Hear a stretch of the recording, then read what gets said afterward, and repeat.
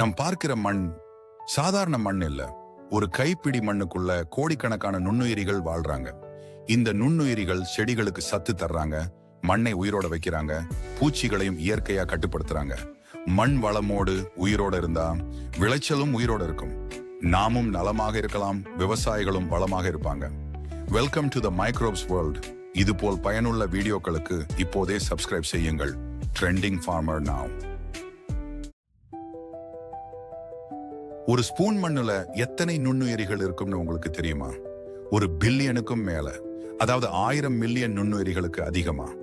இந்த நுண்ணுயிரிகள் நைட்ரஜன் மட்டுமில்ல, பாஸ்பரஸ், பொட்டாசியம் மற்றும் சின்ன சத்துக்களையும் பயிருக்கு கிடைக்க செய்யுது. மண்ணில் உள்ள சத்துக்களை கரைத்து தண்ணீர் பிடிக்கும் சக்தியை கூட்டி பயிரின் எதிர்ப்பு சக்தியையும் கூட்டுது. ஆக இந்த மண்ணுக்குள் இருக்கும் நுண்ணுயிரிகள் தான் நம்ம விளைச்சலின் உண்மையான சக்தி. இது போன்ற பயனுள்ள வீடியோக்களுக்கு நம்ம ட்ரெண்டிங் ஃபார்மர் நவ் சேனலை உடனே சப்ஸ்கிரைப் பண்ணுங்க. நெல்லு வயலுக்கு எப்போதும் அதிக தண்ணீர் வேணும்னு நினைக்கிறீங்களா? அப்படி அவசியம் இல்லை. கொஞ்சம் பாய்ச்சலாவும் கொஞ்சம் காய்ச்சலாவும் தண்ணீர் வைக்கலாம். மிக அதிகமான நீர் இருந்தா நுண்ணுயிர்களுக்கு கூட பிடிக்காது. சில நுண்ணுயிரிகளுக்கு ஆக்சிஜன் ரொம்ப அவசியம். எப்பொழுதும் நீர் நிறைந்த மண்ணுல ஆக்சிஜன் குறையும் போது அந்த நுண்ணுயிரிகள் சரியா வேலை செய்ய முடியாது. ஆனா சில சிறப்பு நுண்ணுயிரிகள் கனமழை, வெள்ள காலங்கள்ல கூட நெல்லுக்கு பாதுகாப்பா உதவுறாங்க. அதனாலதான் நெல் விவசாயத்துக்கு சரியான நுண்ணுயிரிகள் மிக முக்கியம். இந்த மாதிரி தெளிவான விவசாயம் சார்ந்த வீடியோக்களுக்கு ட்ரெண்டிங் ஃபார்மர் நவ் உடனே சப்ஸ்கிரைப் பண்ணுங்க.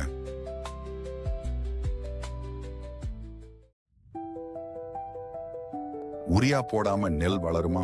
உண்மை என்னன்னா, காற்றுல 78% நைட்ரஜன் தான் இருக்கு. ஆனா நெல் அதை நேரடியாக பயன்படுத்த முடியாது. அந்த நைட்ரஜனை நெல்லுக்கு கிடைக்க சில அற்புதமான நுண்ணுயிரிகள் உதவுறாங்க. இந்த நுண்ணுயிரிகள் காற்றுல இருக்கிற நைட்ரஜனை மண்ணுக்குள்ள பிடிச்சு வைக்குது. பின்னர் அதை நெல் பயிருக்கு உபயோகமான நைட்ரஜன் வடிவமா மாற்றுது. இந்த செயலுக்கு பயாலஜிக்கல் நைட்ரஜன் பிக்சேஷன் பேரு. அதனாலதான் சொல்றேன், யூரியா இல்லாம கூட நெல்லை நாம நல்லாவே வளர்க்க முடியும். ஆக இந்த மண்ணுக்குள்ள இருக்கும் அற்புதமான நுண்ணுயிரிகள் தான் நம்ம விளைச்சலின் உண்மையான நண்பர்கள். இப்படி நுட்பமான விவசாய வீடியோக்களுக்கு உடனே சப்ஸ்கிரைப் பண்ணுங்க. Trending farmer now.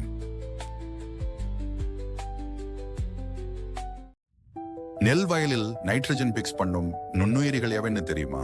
நெல் வயலில் பல வகையான நுண்ணுயிரிகள் அமைதியாக வேலை செய்யறாங்க. அதுல முக்கியமானவை அசோஸ்பைரில்லம் மற்றும் நீலப்பச்சை பாசிகள். இவை காற்றில் இருக்கிற நைட்ரஜனை மண்ணுக்குள்ள பிடிச்சு வச்சு நெல் பயிருக்கு உபயோகமான நைட்ரஜன் வடிவமா மாற்றுது. அதோடு அசட்டோபாக்டர் சில நிலைமைகள் உதவியாக வேலை செய்யும். சில விவசாயிகள் நெல் வயலில் குளுக்கான் அசிட்டோபாக்டர் நல்ல விளைவு தருதுன்னு அனுபவத்துல சொல்றாங்க. அது சில சூழ்நிலைகள் உதவியாக வேலை செய்யலாம். ஆனா நெல் வயலுக்கு முக்கிய நைட்ரஜன் நுண்ணுயிரிகள் அசோஸ்பைரில்லம் மற்றும் நீலப்பச்சை பாசிகள் தான். உண்மை மற்றும் அறிவியல் அடிப்படையிலான விவசாய வீடியோக்களுக்கு ட்ரெண்டிங் ஃபார்மர் நவ் உடனே சப்ஸ்கிரைப் பண்ணுங்க. நெல்லுக்கு அதிக நைட்ரஜன் தேவையில்லை. தேவையான அளவு கிடைச்சா போதும். உயிருள்ள மண்ணுல நுண்ணுயிரிகள் சரியா வேலை செய்யற வயல்ல ஒரு ஹெக்டேருக்கு 25 முதல் 30 கிலோ தூய நைட்ரஜன் போதுமானது. இந்த நைட்ரஜன் யூரியா மாதிரிலாம் விரைவா கிடைக்காது. அதுக்கு நன்கு மக்கிய தொழு உரம், புண்ணாக்கு வகைகள், மண்புழு உரம் மற்றும் பசுந்தாள் உரங்களாம் ரொம்ப முக்கியம்.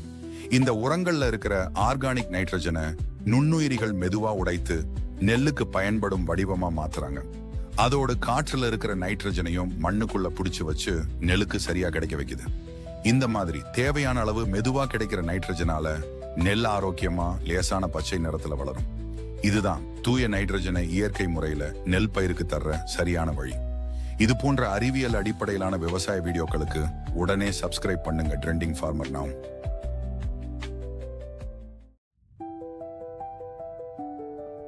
நெல் பயிரின் வேர் வளர்ச்சிக்கு மிக முக்கியமான சத்து மணிச்சத்து, அதாவது பாஸ்பரஸ். பாஸ்பரஸ் சரியா கிடைச்சால் வேர் ஆழமா வளரும், பயிர் ஆரம்பத்திலேயே ஸ்ட்ராங் ஆகும், சூர்கள் சரியான நேரத்துல வெளிவரும், மலர்ச்சி மற்றும் மணிப்பிடிப்பு நல்லா நடக்கும். மண்ணுல பாஸ்பரஸ் இருக்கலாம், ஆனா பெரும்பாலும் அது கிட்டாத நிலையில இருக்கும். அதை நெல்லுக்கு கிடைக்க வைக்கிறது பாஸ்பரஸ் சோலியுபிளைசிங் நுண்ணுயிரிகள்.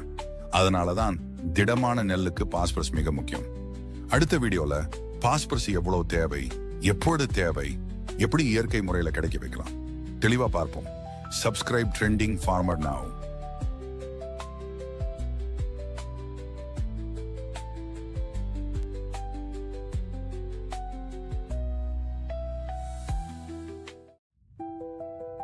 நெல்லுக்கு உண்மையில எவ்வளவு பாஸ்பரஸ் தேவைன்னு உங்களுக்கு தெரியுமா?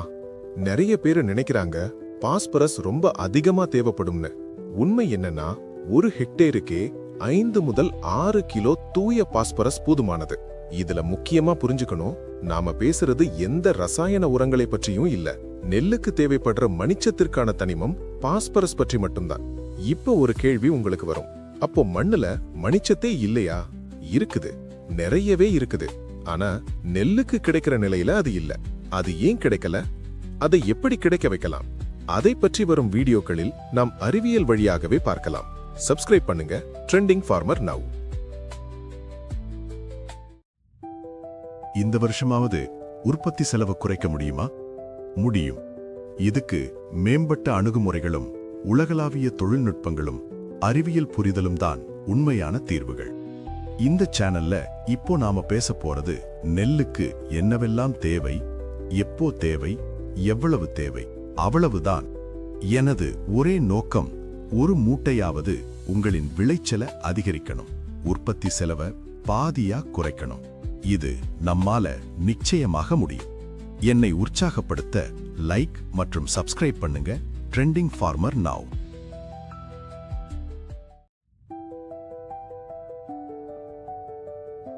பியூர் பாஸ்பரஸ் எங்கு கிடைக்கும்?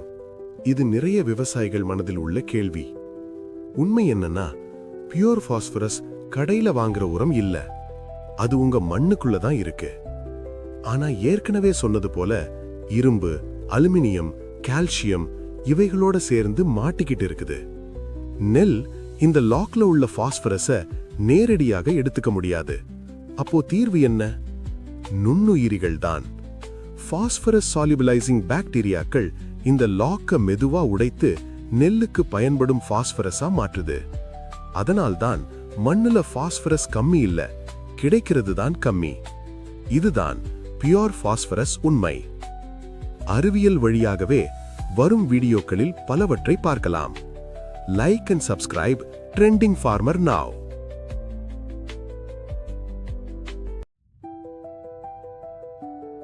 நெல்லுக்கு பாஸ்பரஸை அன்லாக் பண்ற முக்கியமான நுண்ணுயிரிகள் எவைன்னு உலக அளவில் பார்க்கலாம்.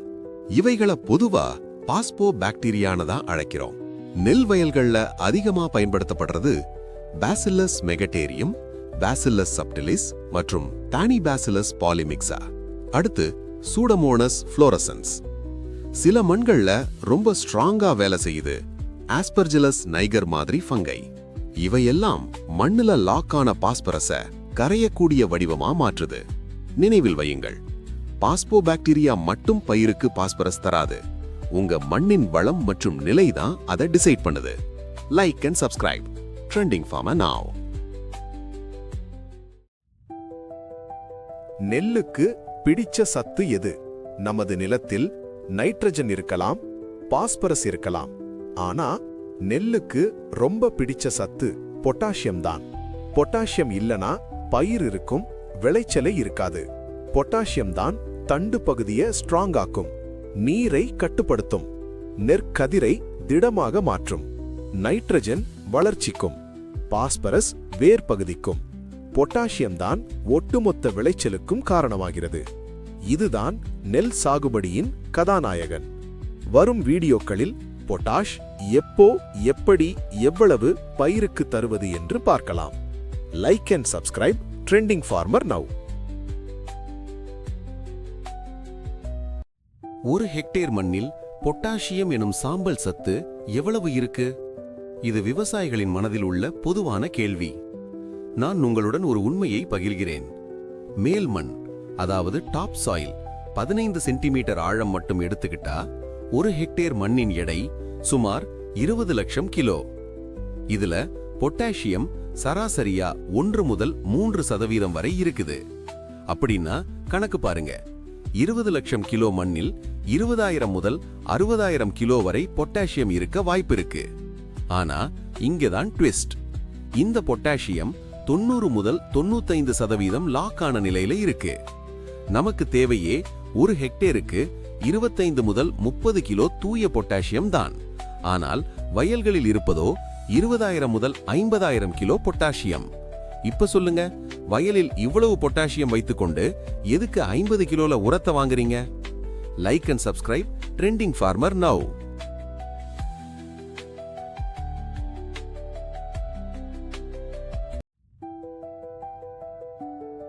வயலில் பொட்டாசியம் இல்லைன்னு நினைக்காதீங்க. 1 ஹெக்டேர் மண்ணிலே டன் கணக்கில் பொட்டாசியம் லாக் ஆகியிருக்கு. அதை அன்லாக் பண்ணுவது யார்? பொட்டாசியம் நுண்ணுயிர்கள். இந்த நுண்ணுயிர்கள் லாக்ல உள்ள பொட்டாசியத்தை முதலில் கரைக்கும், பின்பு பயிர்களுக்கு நகர்த்தும்.